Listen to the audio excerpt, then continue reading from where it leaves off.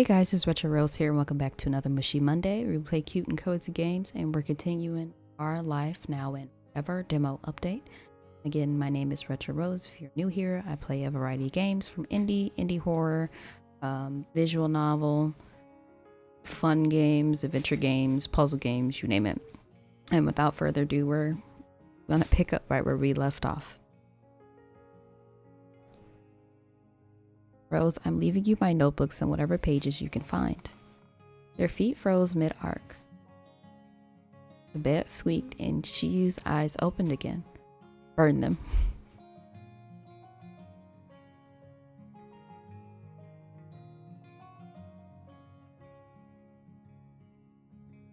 Oh, I will. I'll toast marshmallows over flames in your home. Shiyu continued to lay there, making a real show of being on their deathbed. They spoke to you gently, as if this might be their last word. Thanks. Which it wasn't, because nothing was wrong with them. To prove that, they popped one of their thumbs straight up. Don't tell my parents you're a hero. Your friend faded right in front of you. It wasn't an act anymore. Shiyu pressed his face into the blanket again. High school is a death sentence. The teacher should fail me now and save everyone the trouble. Is that why you weren't coming out of your room? If I ever go anywhere ever, then my parents can't be surprised when I don't go out to school tomorrow either.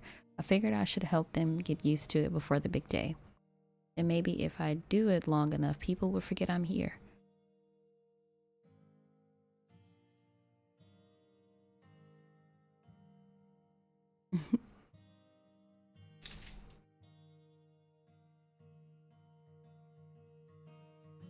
You brushed their hair away from their face.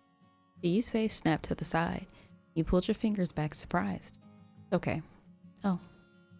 Carefully, you finished what you started, reaching out to Shiyu, moving their bangs away from their eyes. They kept those eyes on you the whole time. You don't have to stand there, Sit down. You sat on the edge of the bed, and it was the very edge. The mattress sank down with your weight pressed into only a few inches of space. Shiyu hadn't left much room anywhere else. Shiyu kept staring at you from below. They had a grin of a victorious person. Then they shrugged, using a single shoulder. That was enough. No way would mom and dad let me skip school to stay in my room. Even I'm not that stupid for real. You're not stupid at all. You don't have to pretend, listen. My real plan is that I'm going to move into my other room tomorrow and live there instead. Pretty clever, huh? They're so worried about me being in here, and when I do leave the house, they'll just be glad about it.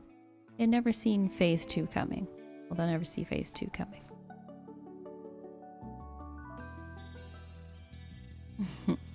She pressed their hands into the blanket and lifted themselves with the effort of having done 1,000 push-ups. You bobbed high and low on the bed while Shiyu got comfortable in a different way. They sat cross-legged. Your faces were a lot closer, but they weren't looking at you. Shiyu stared through a window, the one overlooking their backyard in the distance. A child's fortress stood among the trees. Could that protect them? I don't want to see anyone out there. I don't want to be anyone. I don't feel like I am anyone. They hid their hands between their knotted legs. Shiyu's head and back bowed forward. They were under a weight no one could see, but that didn't mean it was fake. Exceptions were very real.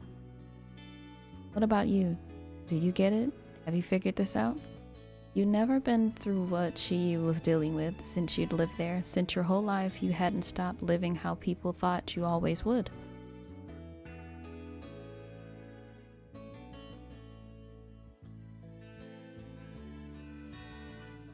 Sometimes I don't know if I do have it figured out. Oh, forget it, Rose. You don't have to worry about that. I reached over to tap your shoulder. At least we can lean on each other, right? Except for tomorrow, because I'm not going to school. You both laugh. They kept looking at you. Shiyu's eyes didn't flaunt how dead inside they were anymore. Suddenly they were alive. Okay, Shiyu was up to something. Hey, I've got to give you something. Oh, I think I remember this. Shiyu unwrapped their arms and then untwisted their legs. They hopped off the bed, wandering towards their desk. They grabbed their most recent notebook. She had gone through a lot in the time you'd known them. No matter how much you loved one, it never survived more than half a year. I can say the same thing about my sketchbooks. Those things don't ever survive. But the notebook was a signature part of who they were. Keepers of Shiyu's important reminders. The notebooks, they relied on changed size and styles over the years, as Shiyu themselves did. This one wasn't falling apart at the seams, yet it was packed with tabs and bookmarks and other paper-sized things Shiyu wanted to keep track of. The notebook was too big to fit in the pocket, so they kept it in their room or tossed it into their school bag before going out. And if it didn't end in their bag, then oh well. So you flipped to a random page and started scribbling away with a pencil they'd so scrounged up from the desk. Completely hunched over their work, they wrote at super speed.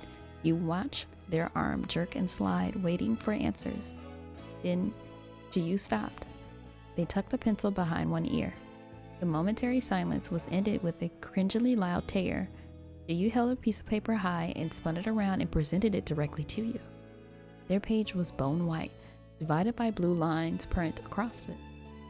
The words it said were, "Happy 4-year moving anniversary from Shiyu Lin," actually. The message was surrounded by Shiyu's signature star with no lines in the middle. Plus, they dotted a few eyes with their hearts. That was so cute.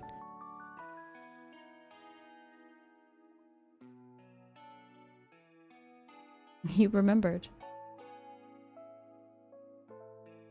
You accepted the gift. You were going to keep it that nice and safe. Yu's arm flopped on their side. They walked around their room aimlessly. They kicked their legs out with each step, barely bending their knees. "Yeah, I figured you'd like that. You're welcome."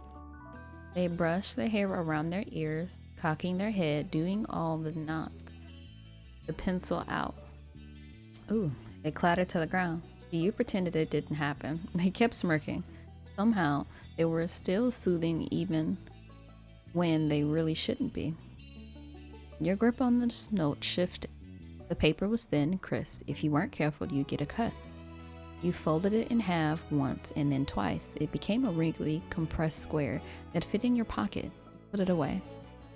You stayed there. You could hang out with Quinn until Ma get back. You leaped 3 feet to faceplant on their bed, an incredible use of their ballet skills. The impact lifted you into the air like it was a natural next move in a dance. You bounced out again right next to Shiyu. Clearly, they weren't going anywhere. Why not get comfortable? Maybe if required, our parents will forget you're here too. We could both live in my room for the rest of our lives. I don't think that's gonna work. Dang. At least for a couple of hours, you were shut away from everything. A larger building, this didn't exist. No neighborhood was out there. Tomorrow wasn't real either. You and Shiyu talked and talked, sometimes about sucky stuff, sometimes about things that were actually cool. But eventually the light around you changed.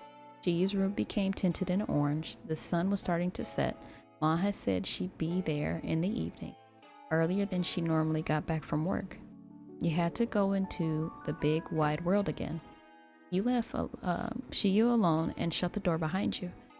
Mr. and Mrs. Lin were together in the living room waiting. When you hit the stair landing, they looked at you. Neither of them asked how it went, but you could see the appreciation in their faces. You couldn't magically solve all of Shiyu's problems. Even though they sometimes still called you a sorcerer, all you could do was help them forget about it for a while. For Shiyu's parents, who hadn't managed to get near them for a single minute, you've been there for their child today. That was enough. It didn't keep you any longer. You returned to the cul-de-sac.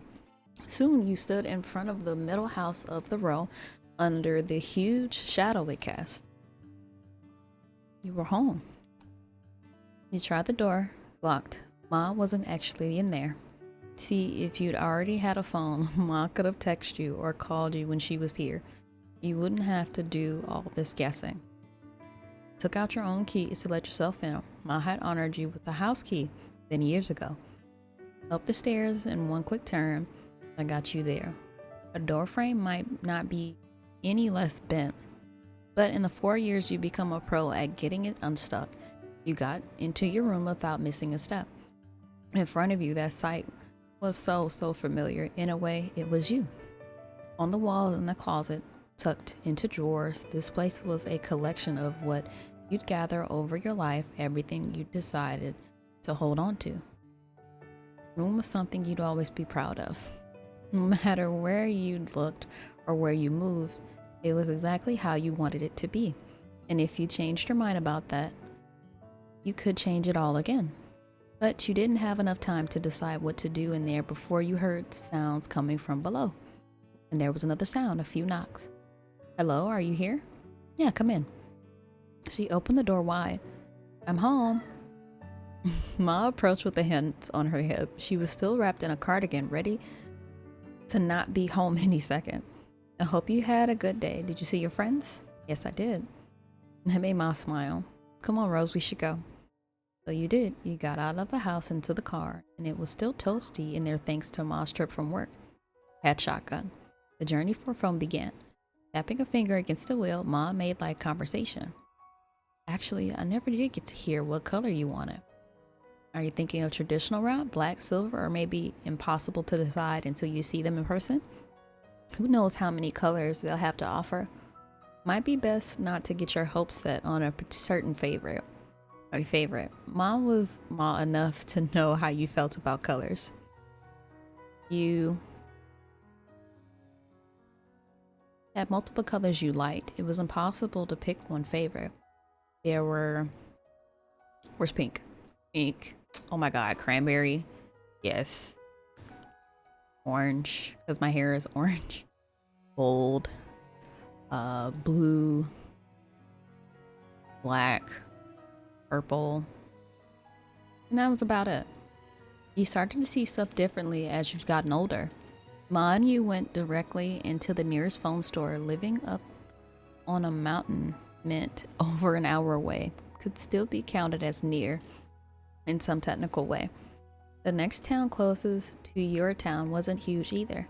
If someplace was anywhere around Golden Grove, it would be like Golden Grove, woodsy and halfway on a mountain. You have to drive half a day to reach an actual city. But you made the trip. Got to the store, you picked out your very first phone, and it was smart. Your cell phone had a touchscreen. There wasn't a keyboard with buttons or anything. See, my first cell phone was it didn't flip. It wasn't touchscreen, but it was like a little blue phone. So I had to like type the numbers out. I know I'm like showing my age. This thing could do way more than call or texting. You could play games, watch videos, and go online anytime, anywhere. The employee who helped you get it made sure to pile on the praise. Ma joked it might be time for her to upgrade. Then she had to politely let the worker down when it took that possibility far too seriously. This outing was about her daughter. After deciding the make and model, you finally needed to answer that question Ma had been curious about the entire day. What color would it be? There wasn't every color in the rainbow in the shop, but they had more than 3 most common styles. So you picked, they have blue. Oh, but they have pink. Because I would normally get a bunch of pink cases. I'll go with blue since like my first phone was blue. Lucky for you, one of your favorite colors was in stock there. The phone seller person made 110% sure that your phone, your new state-of-the-art device, was ready for use before you walked out of the door. He even got a custom ringtone and the exact kind of notification beep you wanted.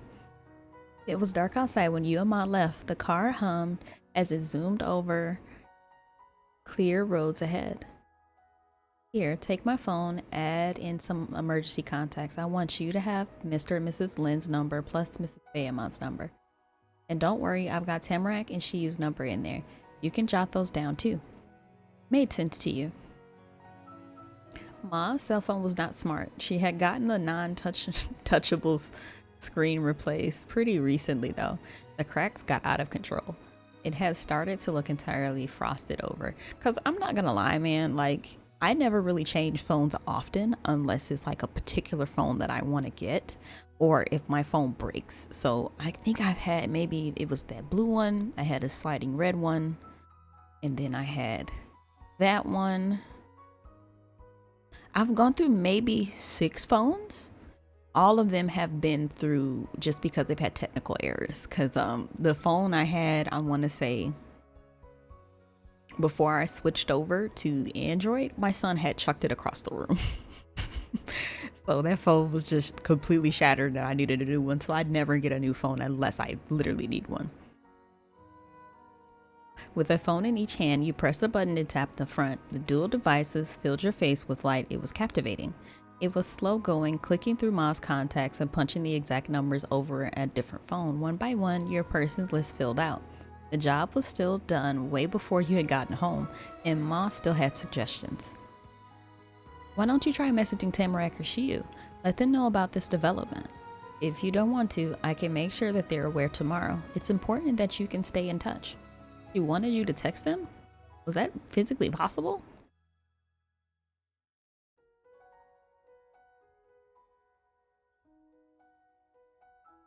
You text Tamarack and Shiyu. Your fingers were shaking. You used a phone before, but you weren't 5. But that was always borrowing someone else's. This time it was all you. Could say something to someone and they could say something in response. And that could keep happening for an eternity.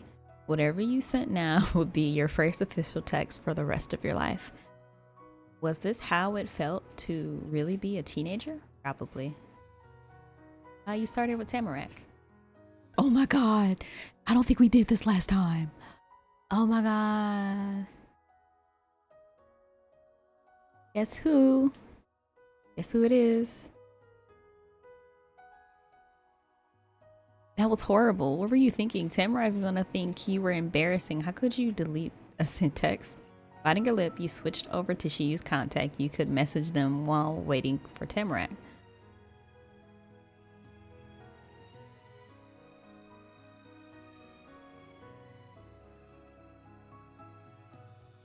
Hey, it's Rose. Bing jolted you. You got a reply. Tamarack saw your text. You left a single message. She chatted to see what she'd say.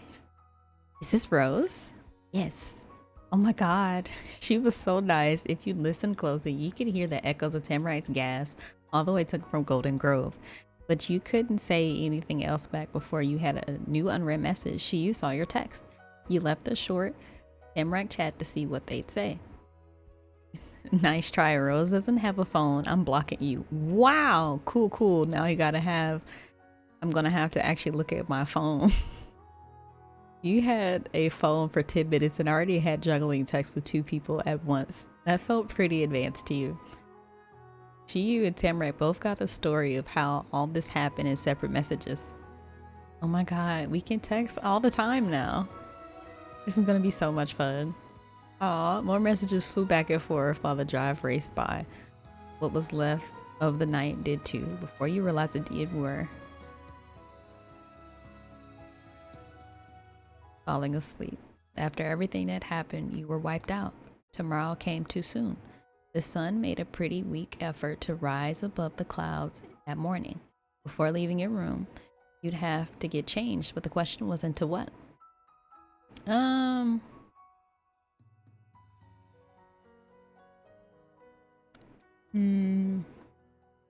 How fancy is too fancy for public school?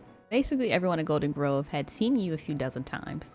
You weren't getting any kind of fresh start here. Still, there was no law against showing off. Oh! Okay.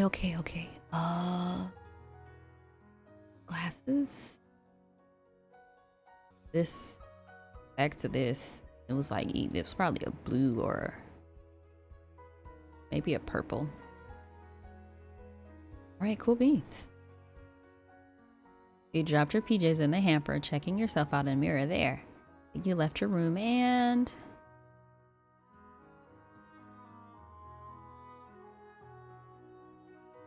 leaped downstairs, passing multiple steps at the time. Then you crossed a creaky board where the lighter floor panel switched to darker wood. You officially entered the front room. You were alone in the living room and in the entire house. Ma had left for work not long before then, right after you'd eaten breakfast. She had a large commute than you, and you didn't need your mom to be late in order to see you off to school. Though she would have been tardy if you had wanted her there. And naturally, before Ma walked out of the door, she hadn't forgotten to give you her annual reminder there's only one first day per year, enjoy it. You giggled over Ma's typical Ma-ness while fully letting the little fact of reality sink in. You'd be walking there, your 2 feet were the only means of transportation. I'd probably walk that day. On days where you rode to school, your wheels of choice were a bike. It was not the same bike you came into town with. You'd long outgrown the original, but it was the only kind of ride you wanted to use, so you got another that was right about your size. You adored your set of wheels. Riding was more than a hobby, it was your life. There was a chance you end up leaving at the same time as Shiyu or Tamarack. You'd find Tamarack first. You wanted to go together. You'd find Tamarack and Shiyu first. You wanted to go as a group together. Yeah. It'd have to be up to you. Shiyu only went out of their way to go with you if you were the one who asked them, and Tamarack sometimes liked to walk by herself. But for the first day, you were sure you could get all of you together for the trip. You packed your lunch, closed your bag, and slung it over your shoulder. Then you braced yourself for freezing autumn dawn, and you were instantly slapped by a howling rush of wind that got into exposed silvers of your skin with what seemed to be heat-seeking precision.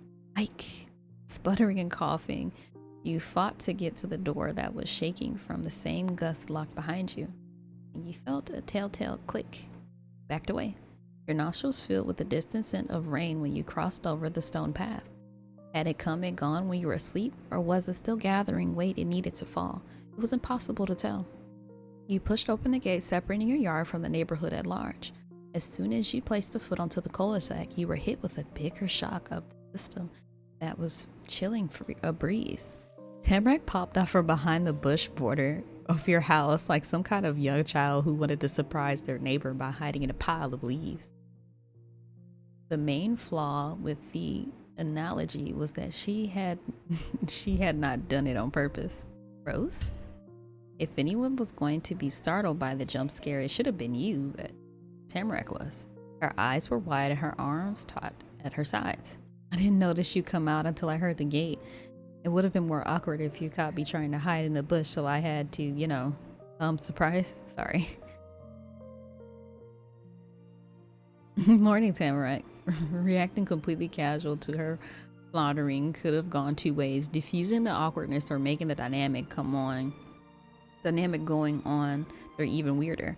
Tamarack wrinkled her nose at you, seeing the humor in the situation less awkward it was. You gave her a friendly grin. Of all the good things you got to enjoy living in Golden Grove, she was the top of the list. Tamarack Bayamon couldn't be described as anything other than a good thing. Unless you'd say she was an amazing person, which was true. It went quiet then, for a second too long to be normal. A frog. A what? There's a frog, right here, under the hedge. Her arms remained glued to her torso, but she pointed a finger towards the ground. It's so close to a road, I wanted to make sure it couldn't die or anything. A lot of frogs have declining populations. Oh.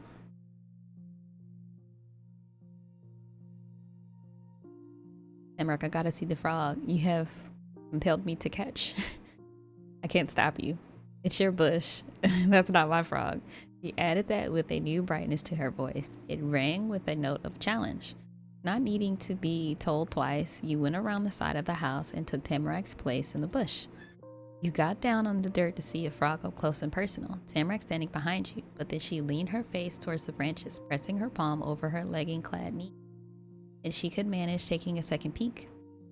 Oh. There it was, exactly as promised. Big-eyed, wet-skinned, long legs, a frog. This is great, look at it. Yeah, it's pretty cute. This was a nice moment to share with her. You had to thank the frog for bringing you both a bit of joy. Oh, I was wondering if we were going to hear it. You couldn't hold back any longer and your hand reached for the frog. Rose, the loopy giant test that lasted for the frog's patience. The smooth green creature hopped away with haste. It slipped through your fingers. Luckily, it inched towards the forest rather than the street. Demrak was satisfied. The declining population wouldn't take another hit today. You and her straightened yourselves up after a very successful frog viewing. Tamrak scrambled away, nearly falling over in the process. She couldn't have run faster if she had been the one under an unknown giant inspection. Sorry, I was way too close. You straightened yourself, holding her stunned stare. That's not something you have to say sorry for. Okay. A steady exhale left Tamrak's mouth. She gasped at regaining some kind of composure. The even breathing lasted just long enough for her to inhale one more time. Then Tamrak twisted her torso and head towards opposite directions to check her back, switching between glancing over the left side and right in a cycle. And she had double checked that she didn't get dirty. Do I look okay? Look amazing. No, I don't, but thanks. Right then, Tamrak took a minute to really look at your first day outfit, checking out each piece and considering the whole they created. You're good too, more than good. You're totally making an impression. She grinned, braces twinkling. I just feel bad that she doesn't like smiling because of her braces now. Poor thing. Then Tamrak doubtfully offered a hug, raising her arms halfway up. It was pretty delayed, but to be part of greeting. But she wanted to make an attempt anyway. She accepted the gesture with an equal amount of shyness. As she shuffled closer, she did the same. Your outstretched arms threaded together into a reassuring knot. Demrek's hold was soft and sweet, just like her. She rocked both of you back and forth. That made you giggle. She lost some of the enthusiastic squeeze, but remained one of Golden Grove's best huggers. When it was over, Tamrak was grinning wide. Oh, look at her little braces, he's so cute. Happy first day of school. It was a joke with no humor. She didn't believe this sentiment, and neither did you. It did, Jesus. It brought a faint smile to your face.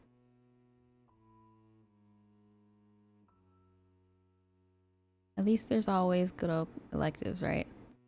Hey, at least there's only one first day of school per year. Okay, thanks, Mrs. Smith. You shared a weary chuckle. Before the misery overtook your demeanor once more, Tamrak found a second win for the doom spiraling. I don't even know my teachers yet. What if we get someone terrible? We riot. We riot, baby.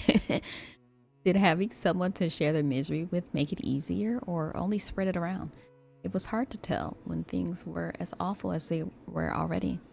Still, Tamrak was going to be there for the rest of New Year. You could count on it. Are we walking together? I wanted to ask. That's what I was going to do. That's what I was doing coming over. Before everything with the frog and us talking and all that. Yes.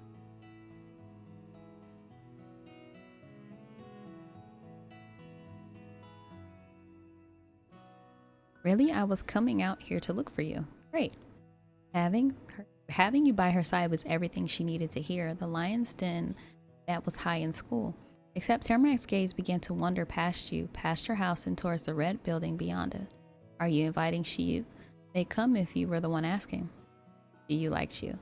And it'd be kind of like old days, how crazy it would be if all three of us went to school again together. I can't even remember the last time we did. But her voice faded into nothing. Whatever she wanted to express never came through. Despite Tamrak's quieter demeanor, she didn't make it easy for you to get away with things. That hadn't changed. She was more than willing to take the lead, whether you were ready to follow or not.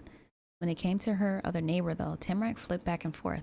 Sometimes she didn't even want to try to vocalize her thoughts around them. Other days, she was extra stubborn in making her preference perfectly known to Shiyu. That morning, it seemed like she was going to give the give up before making an attempt strategy. Of course, we gotta invite them. The tradition. Okay, yeah, we're doing it. But we better hurry. I don't want to be late. Yeah. She wasn't going to be sprung out from the foliage anytime soon, but you did have an idea of where they might be hiding. You and Tamarack cut through the grassy aisles between your house and Lynn's, and it was the shortest path to where you needed to be. A full group had to be reunited before beginning the trip to school. You easily made it into your friend's fenced backyard. She used old hideout stood tall and among the trees that had backed it. It was creakier than it used to be. You were more likely to wind up with a splinter by climbing on it. But the fort hadn't been abandoned, though something around had been discarded. Laying carelessly in a pile of leaves underneath the tower, you could spot a black and yellow gym bag. Bandana was tied in a knot around the strap. And on the top level of the structure lay the bag's owner in such of a heap. She was holed away in the child's play place they could barely fit in. Oh my goodness. I think I'm bracing for the fact that this is still kind of sad to me, because it's kind of just watching how our friends were growing and changing as they go into their identities and figure out who they are and dealing with the dynamics of their parents. So it's just like, it's kind of sad to see. So I think I'm kind of bracing for that. She was hauled away in the child's play place. They could barely fit in. From the knee down, their legs hung lifelessly out of the entire hole. Their dark jeans and matching color sneakers made it look as if the sheet of dark rain was pouring over the edge. You and Tamarack shared a side-eyed glance, and simultaneously you moved your silent stares to the motionless lump once more.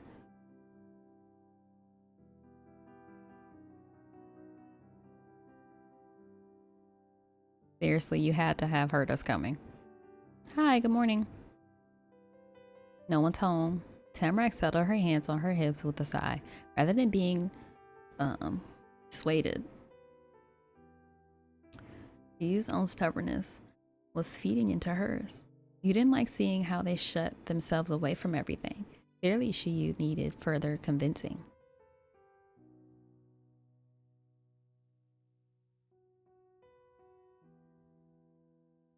Don't make me come up there, Shiyu. I'll do it. They wiggled their legs at you in a pitiful defense of their tower. Who allowed you people on my property? You did. Well, you quit it. I'm not gonna let any of us be late on the first day of school. Things were getting desperate then, and the clock was ticking. Shiyu, are you going to get off that? When all else failed, she always had one option at her disposal: throwing things. Samurai picked up an acorn and tossed it at Shiyu's vulnerable legs, and it made contact, bouncing weakly off of his left calf.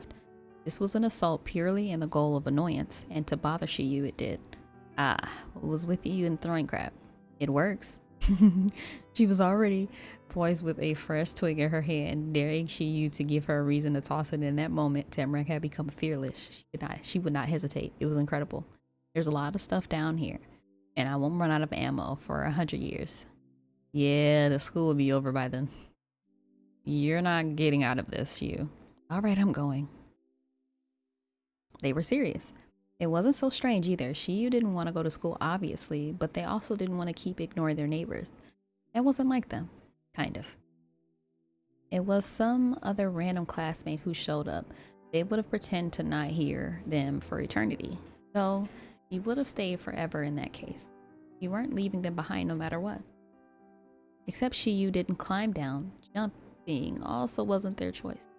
They just sort of let their bodies slide forward inch by inch until gravity took over and they plummeted out of the doorless entryway. Oh.